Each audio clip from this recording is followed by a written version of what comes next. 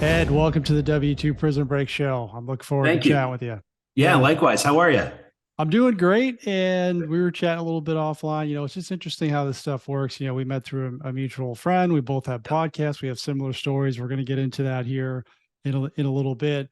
Yeah. And I think it's super important. I mean, this is the W2 Prison Break Show, and we want to hear your story because you're doing some cool stuff now. You own your own business, but Yeah. as I think you said, you didn't start off on third base. No, no, Yeah. no, did not. I was firmly planted at home. I had to work my way all around the base path. Yeah. So maybe just give us a little bit of background as to your W-2 and what and how Sure. long and what ultimately got you out of that. Yeah, I mean, I was so the short version of a really long story is that when I was growing up, I was taught that a W-2 was the safe and conservative way to create a life and support your family and all that. And so I did all the things I was supposed to do. I went to school and got a degree and then went off into the technology world and worked for the better part of, wow, gosh, 24, almost 25 years, Hmm. working for Silicon Valley companies and consulting firms and whatnot. Had a blast doing it.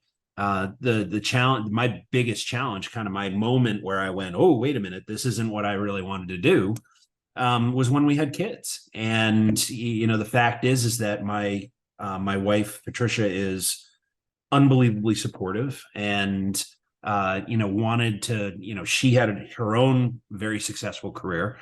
And when we decided to have kids, it kind of clarified exactly where I was spending my time. And it frankly, you do your best, right? But I was traveling, when I, let's see, circa 2015, 16, 17, going into 18, I was traveling 200 nights a year.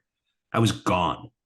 And it was a common occurrence in the Mathews household where, Friday night at dinner, I'd be reintroducing myself to my kids.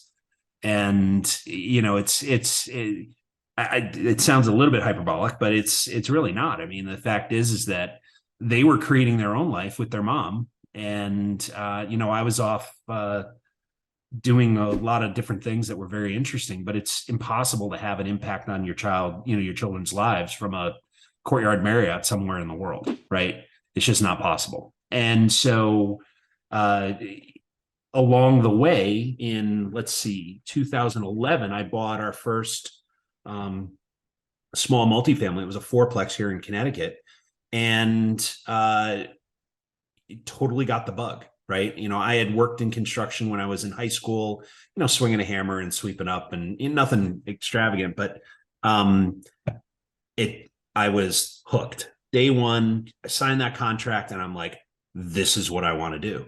And so the whole idea was, it was never really, back in 2011, it wasn't necessarily, hey, this is going to be my future. I'm going to leave corporate America. I would love to tell you that I had a plan and that, I executed the plan flawlessly and here I am, but that's not what happened. Right. What happened was, I fell in love with the industry.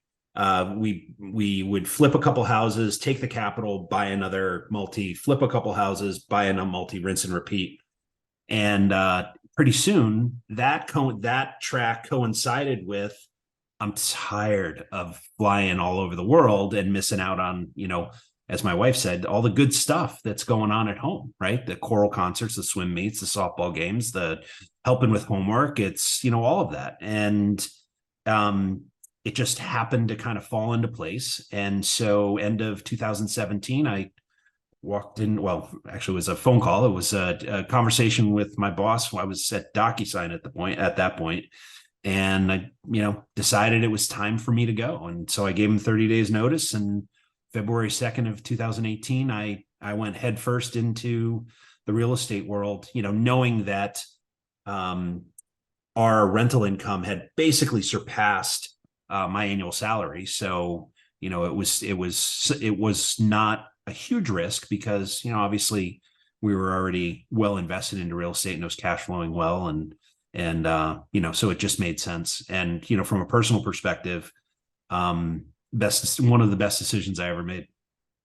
Yeah.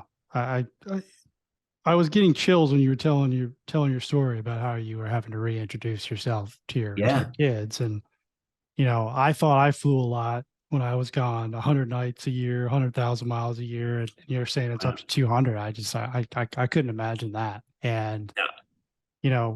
good on you to recognize that and do something about it too. I think there's a lot of people in your boat Yeah. or similar to that who are doing the same thing. It's like you kind of get caught up in that. Like you feel like you have to continue to do this to provide and at the expense of them almost. And that's the way I felt. I felt like I was doing that at the expense of having a relationship. So Absolutely. I mean, the fortunate part is, my wife still likes me a lot, and I like her a lot, and my kids, they actually return my phone calls and texts when I send them, and they're happy to see me when I walk in the door every night. And well, I mean, they're teenagers, so I only get a couple eye rolls and a hi, but that's about it. That's fine. At least I know that they're paying attention, which is good. yeah, And it's wonderful. The fact is that just the simple act of my oldest daughter is in college down in Philly, mhm. and when she needs a ride home because she's got stuff or whatever, there's no phone call to a boss. Hey, I need to take the afternoon off. It's just, okay, I'll see you Thursday afternoon. And we arrange my schedule and then I go. And, my youngest plays travel softball. We were talking about that offline. And, my daughter is 4, maybe 5 years older than your son, who's also in travel. And, this summer we're going to go to Atlanta and Missouri and in Illinois and probably some other places that I'm not remembering. And, the cool part about it is, first off, I don't need permission to go. And second off, I can work anywhere, right? I'm a walking office with my iPhone and my laptop. Yeah. And if I'm hearing you correctly, and I think I am, like that's the stuff that truly matters in terms of when you're your own boss. Without a It's that doubt. freedom to not have, like, I just hear it. Like, I don't have to ask anybody. Right. Like, just something super empowering about that. Sure, the money's great too, but that, what you just said, is really what I realized. Hey, this is why I did it. Is so I don't, not because of the money, but because of, hey, I only got one shot to watch these kids grow up. I only have one. I'll be damned if I missed it. And I don't have to ask anybody's permission. Yeah, it's interesting you put it that way, because that was one of the things that my wife Patricia was talking about was we only get them for 18 years and then they're gone. And, they're not out of our lives, but they're certainly not living with us, right? They're off to college and then their lives. Yeah.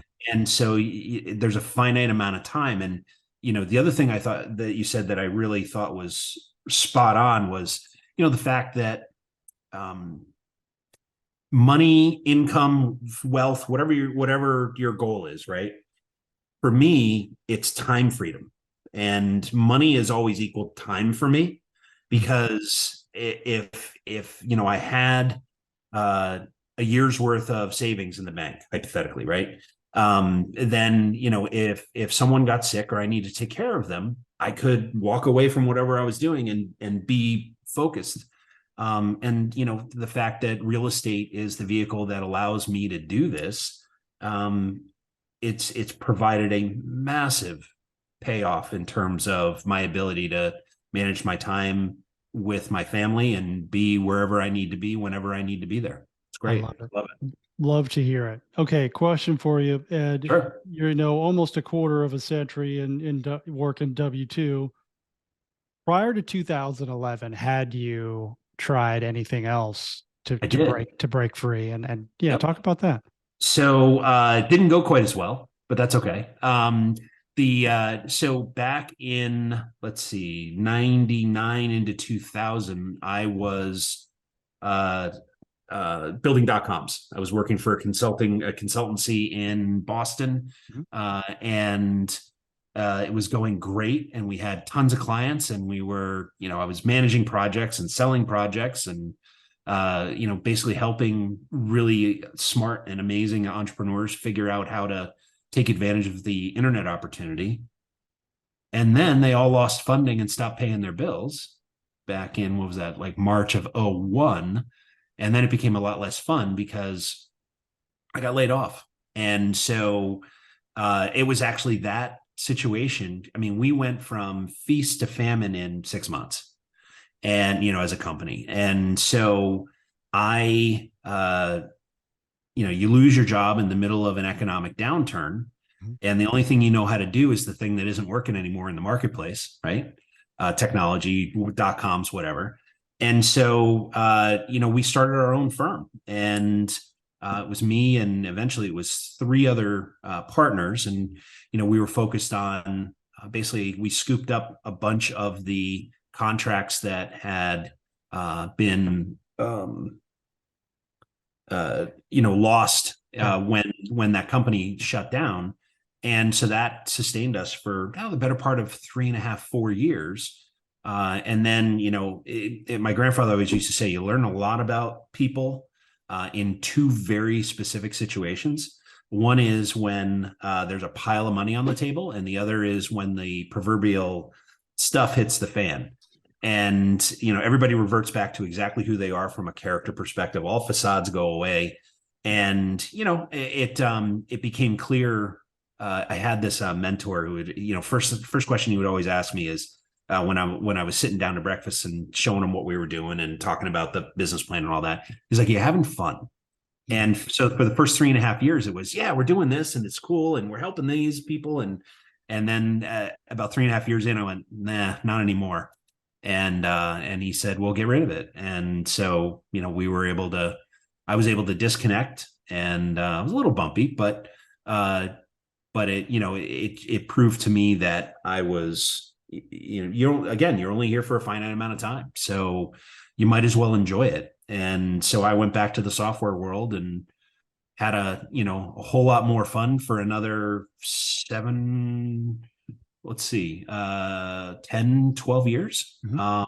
give or take. And let's see, oh 04 to, yeah, it was 14 years.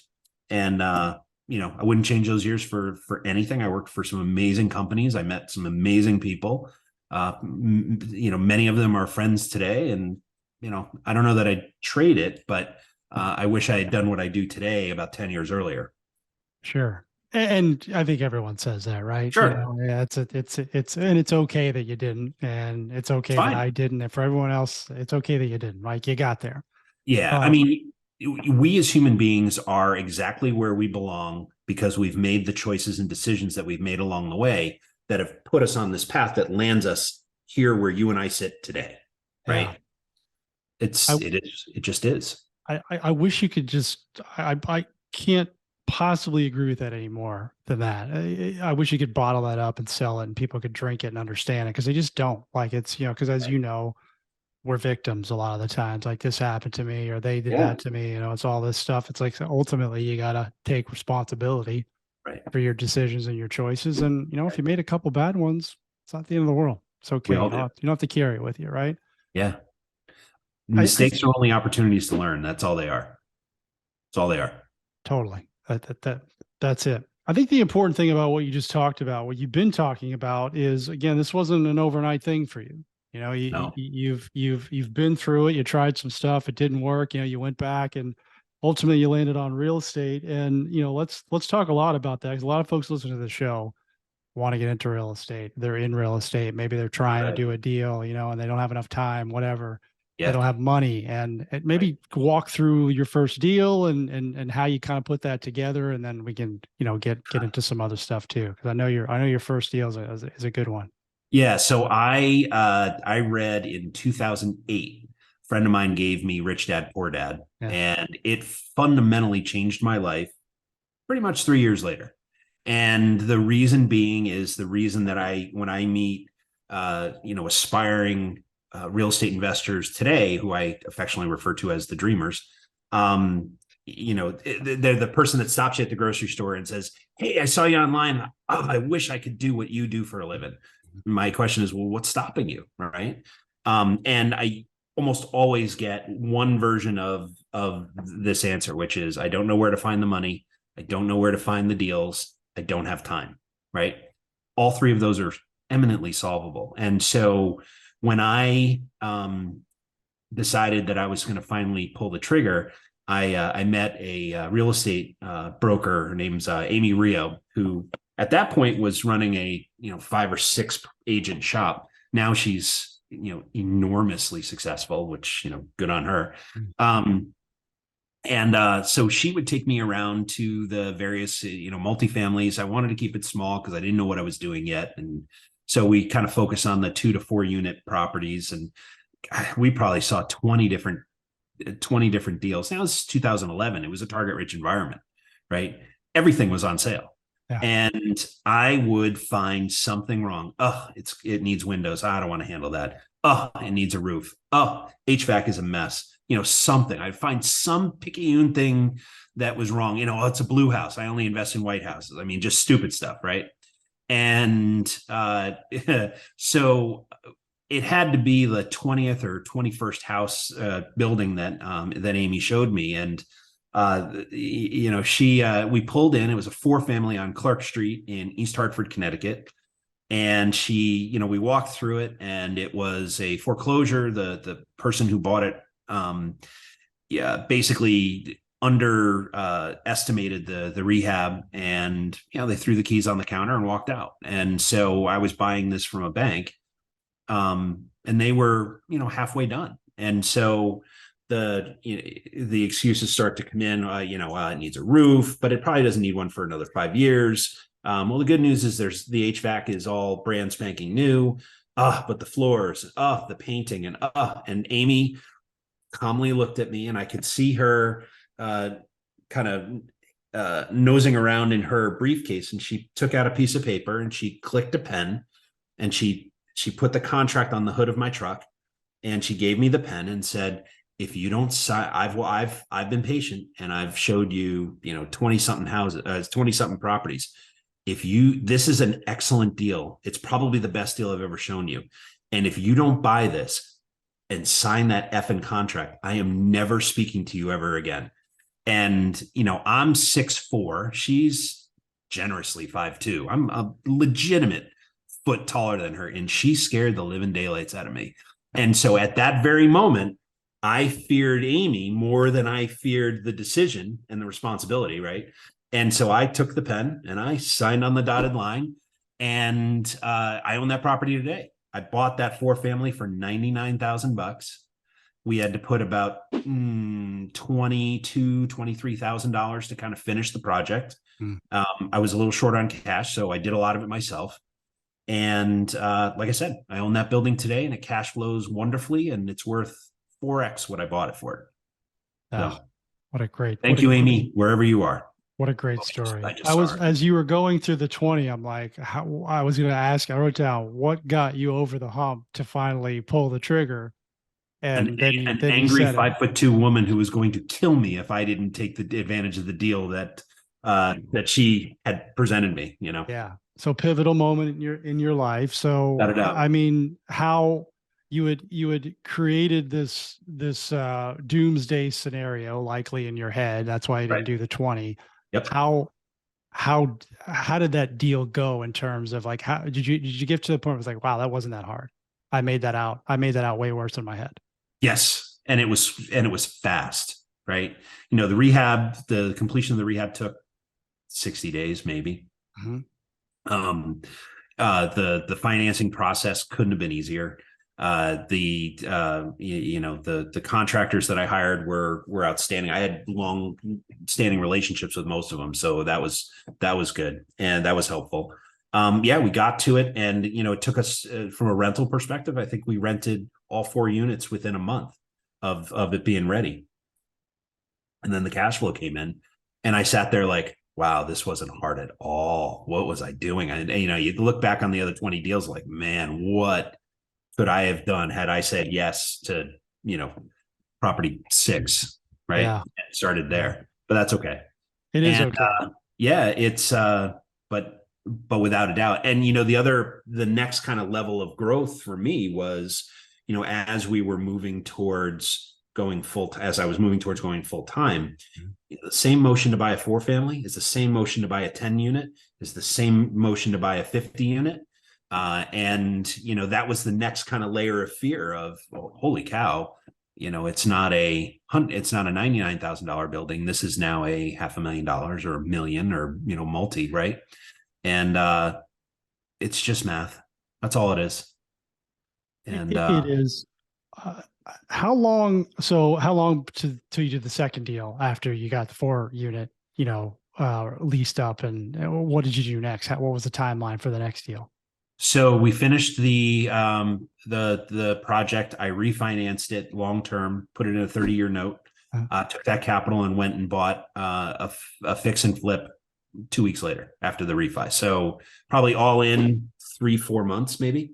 yeah. So the floodgates opened essentially Yeah, and then you couldn't you're stop me. saying. Then I was, it's like I joke that, well, it's true. I don't really drink, and I don't definitely don't do drugs.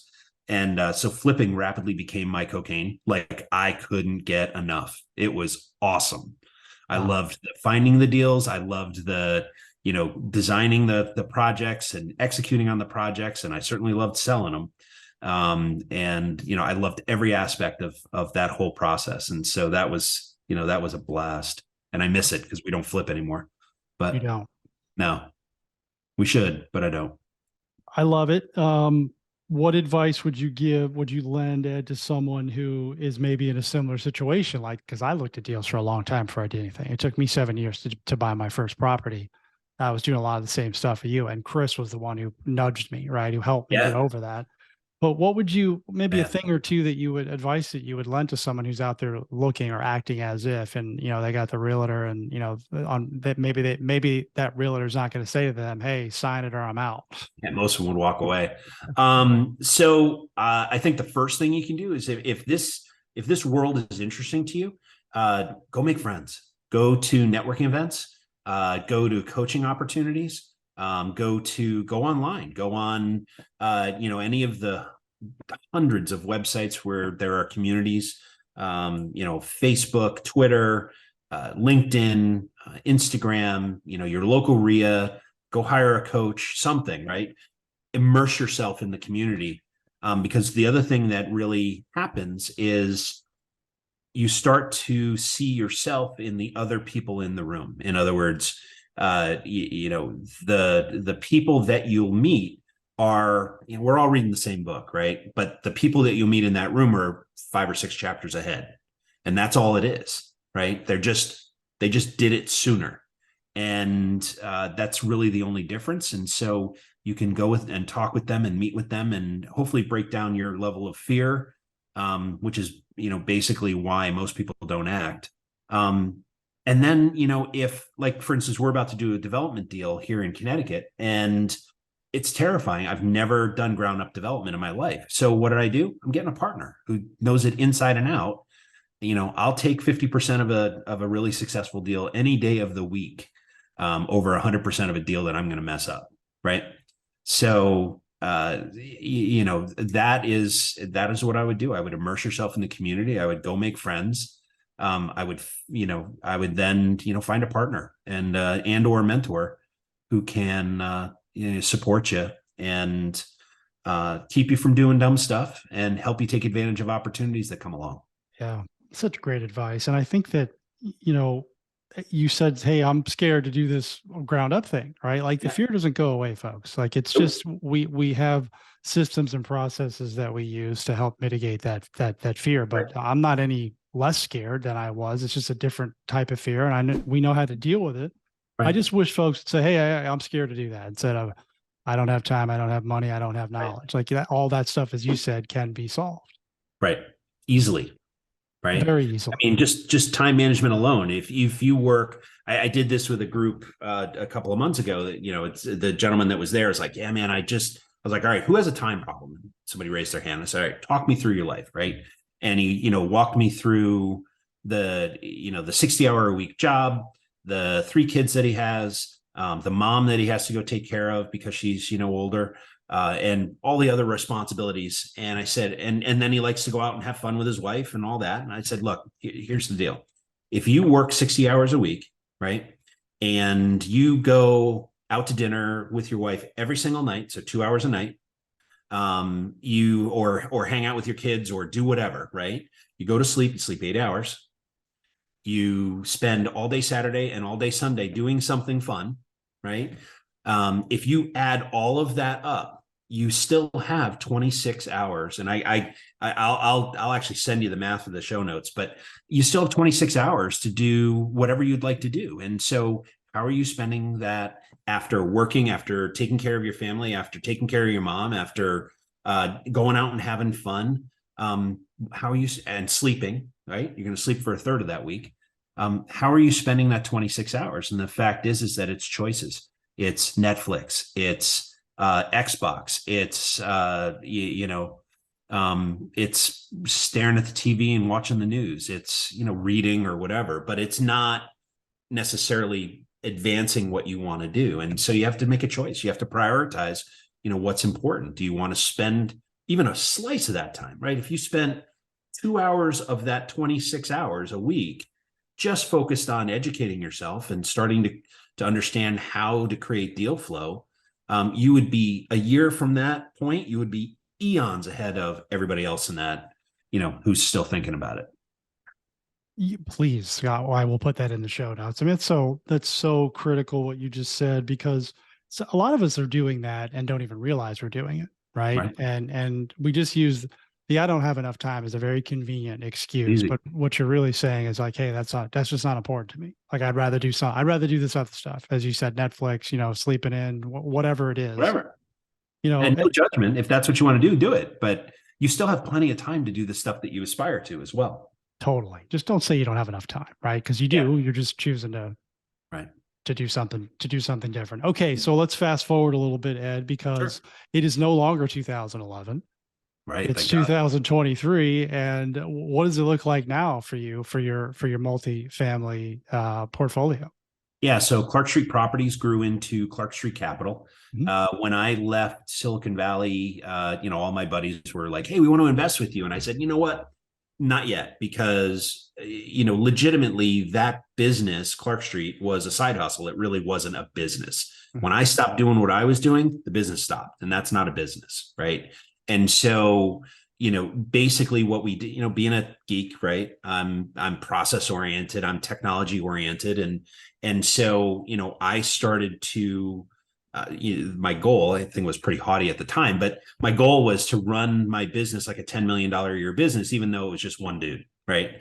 And eventually maybe we would get to that point, and or even if whatever, but so I started to put together processes. Here's the checklist I need for when we acquire a property. Here's the stuff we need to do. When we onboard that property, here's the stuff we need to do. When we go to sell that property, here are the 14 things we've got to do, right? And so I've got checklists for everything.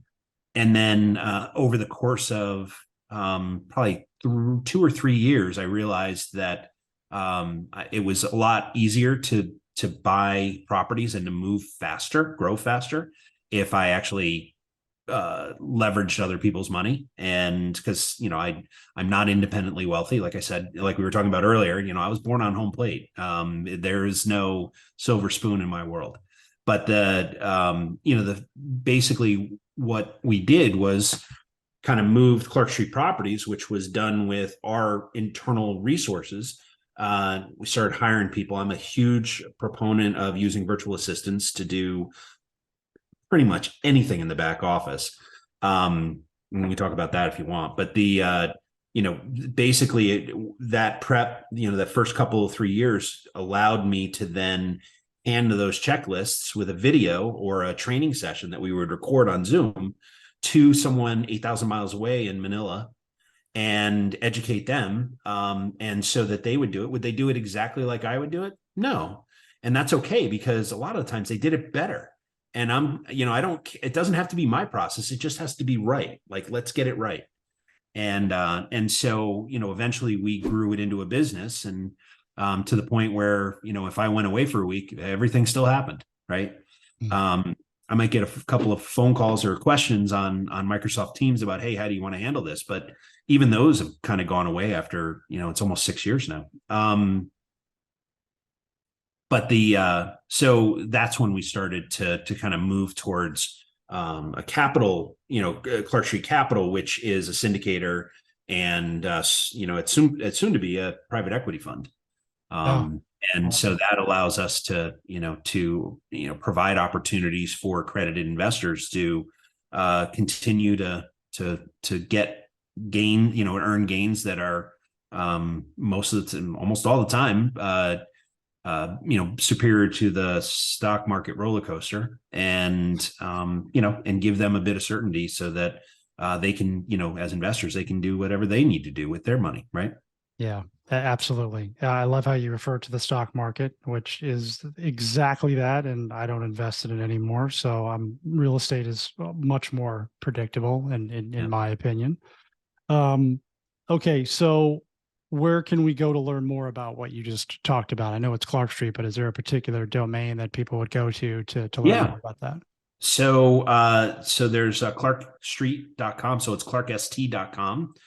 We're Clark Street Capital on Facebook and Instagram and Twitter and LinkedIn and YouTube, and then I'm Ed Mathews 4 pretty much everywhere as well. If folks want to reach out to me directly.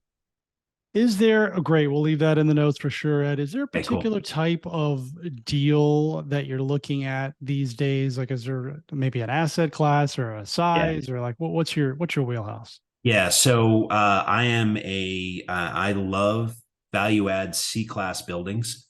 I tell people all the time, we buy crappy apartment buildings from landlords who aren't very good at their jobs, and we make them clean, we make them safe. Eventually we make them beautiful, and the whole idea here is to make sure that and then obviously as part of that process, we're repairing relationships with the residents.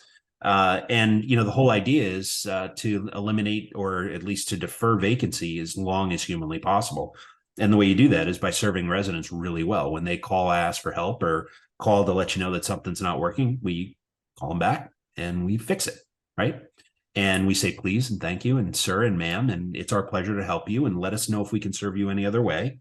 And it differentiates our building because not everybody deals with their residents like that. I had a property manager once tell me, it's a dominance play, you have to be the dominant alpha, and I'm like, no, you don't. You have to be a human being and treat them with respect and do what you say you're going to do. It's got nothing to do with who's the alpha in the room.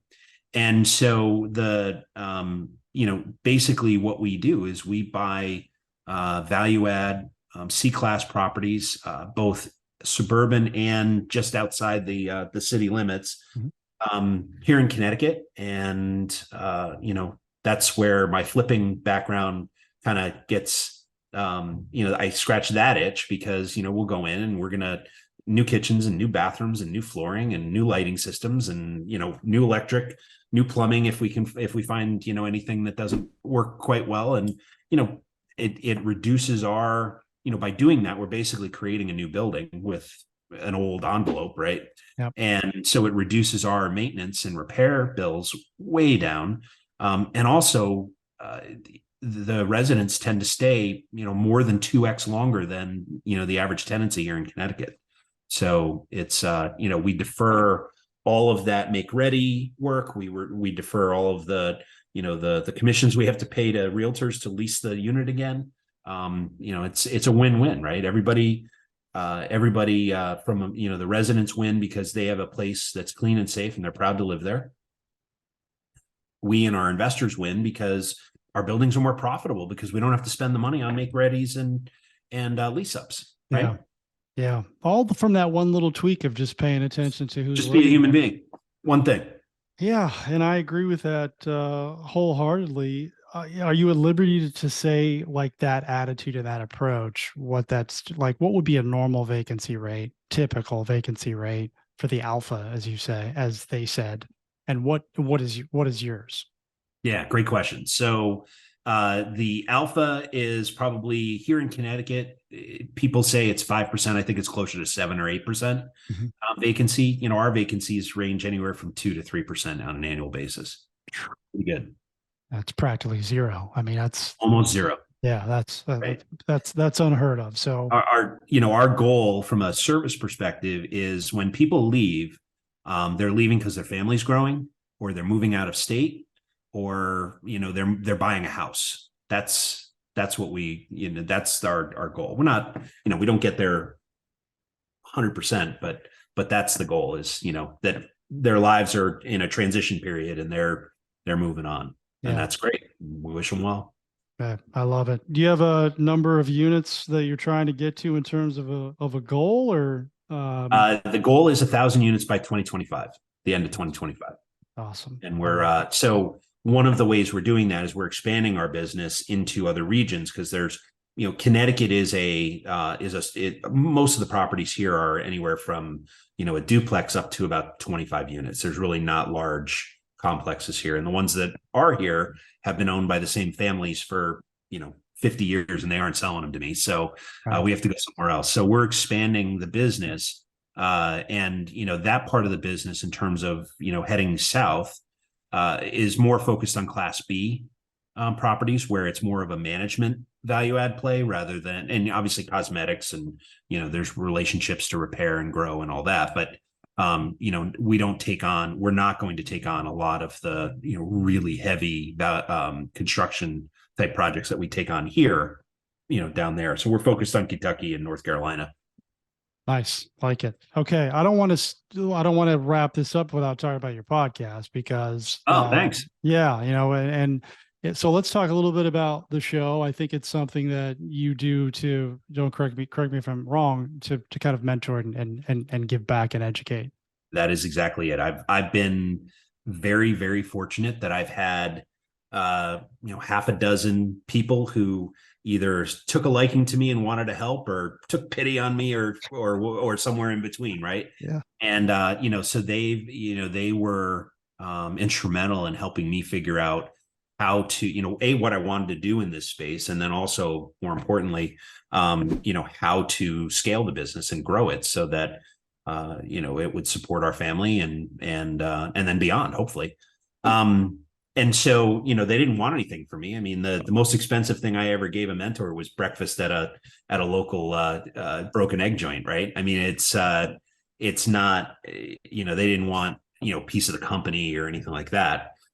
So the way that I repay them is I pay it forward. And so I tell people at the local RIA, I tell people I'm a cheap date. The fact is, pick up the phone and call me, or email me, or reach out on my website. And for the price of a cup of coffee, which most times I will buy myself, I'll answer any questions you have and help you get going. And, it's amazing how few people take me up on that. Right. I made that. The first time I ever made that, I did it off the cuff, and my partner was like, "What are you doing?" Right. Cause he goes, "There goes your schedule." And I think the room was about 200 people, and I think I had 2 people call me. And so, one of the things that I love about, Well, the I don't mean to podcast, stop. I'm going to stop you there. Why do you think that is? So because that fear, just blows my mind. Yeah. fear, it blows my mind too. Right. I mean, because I've flipped dozens and dozens and dozens of houses. I own dozens and dozens and dozens of multi-family units. We've run pretty large construction projects. We managed through COVID. We took property management in-house. There's a lot of stuff I can answer questions about, right? We have a short-term rental portfolio, a tiny one. I know how to fix a roof. I know how to fix everything, right? So it's interesting that, yeah, it was a very small number. And so, the RIA is obviously the one local here has an excellent coaching program. And so I wasn't necessarily involved in that because I had this business. And so, my job was to kind of mentor and throw an arm around people when we were, at the monthly meetings and in between. Right. Yeah. And so I left the RIA probably about 6-8 months ago, just because it was taking up so much time that I really needed to focus on this business. We were shutting down our flipping business, and my whole focus for 2023 was focus, right? Do one thing really well. And so that means, part of that means I had to leave the RIA, which hurt. I miss it. But so the Real Estate Underground, my podcast, kind of scratches that itch, right? It started off as a teeny tiny podcast that probably a couple hundred people would listen to. And now it's grown quite a bit, and we've actually discovered recently that it's evolving into a national audience, but which is really cool. But it's still the same thing, right? I interview real estate investors like you, and Chris Pree and Zach, and all of the other folks that are in this business. I think we've recorded like 90 or 92 episodes or something like that. Yeah. And it's a blast because I get to ask them, these are people that are, again, reading the same book, right? But they're chapters ahead of me in most cases. So I get to ask them all the questions that hopefully the audience is like, wow, I'd really like to know about this, whatever it is. And so, it's educational in format, and I ask a whole bunch of really hard questions to answer, and most of the time, almost all the time, the guest comes through with gold nuggets in terms of how to better manage their business, whether that's multifamily flipping or whatever else. And so that's my way of giving back to the mentors that help me, is to hopefully be a mentor to more people. Yeah. And that's the Real Estate Underground podcast. Yes, sir. Yeah. That's it. And I've checked out a few episodes, folks. It's great. And I would highly recommend listening to that. Thank you. And Ed has so graciously invited me to be on. So, forthcoming. Yeah. Looking forward to it. Yeah, me too. And I guess as we wrap up here, Ed, I mean, this has been great. I'm just, we're super aligned in a lot of ways. And, I love the feedback. So I know the listeners are going to get a lot of value out of this. But maybe what would be maybe something that you would give to the listener in terms of like, what's the first step? They're in a W-2, maybe similar to your situation and to mine, and they just feel like they're going to be trapped there forever. Again, we were taught this certain way: go to school, get a job, Right. stay there forever, and hopefully have enough money to retire and live till you die. Knock on wood. Right. But they know that there's something more for them. Right. They have all these things, this laundry list of fear items and excuses. Like what would be the one thing that you would say to them if you were in the room with them right now? So it's really difficult, and understand that 90+% of the folks that are in that conundrum won't do anything. They'll just stay on the path, and that's okay too, right? But the fact is that I fundamentally believe that it's impossible to create the wealth and time freedom working a W-2 job. I see a W-2 job, having been laid off, right? That I see a job as higher risk than going out and starting my own business. So I think the first thing you have to decide: how do you want to live your life for the next however many years you have on this earth? And then once you decide if being an entrepreneur, whether it's real estate or some other type of business, you need to educate yourself, right? You need to understand how to how the business works. And the cool part about it is there are a lot of folks like me and Brian out there that will, for the price of a cup of coffee or a phone call, will tell you everything you want to know, right? And there's higher level strategic type stuff you can do, and that's when you go hire a coach. But in order to buy that first house, all you need is a mentor. So find one. Go to your RIA, go to a local meetup, make friends, figure out where you want to be in the space, whether flipping or wholesaling or buy and hold or multifamily or whatever, right? And then go make friends and learn from those friends, right? Serve them, and then along the way, they'll help you get where you want to go, guaranteed. Yeah. Wow. Perfect. Go out there, everyone, and decide how you want to live your life. Step Right. one. Be intentional. I wrote that down. Ed, appreciate you. I look forward to continuing the conversation with you. Absolutely. And everyone, make it a great day.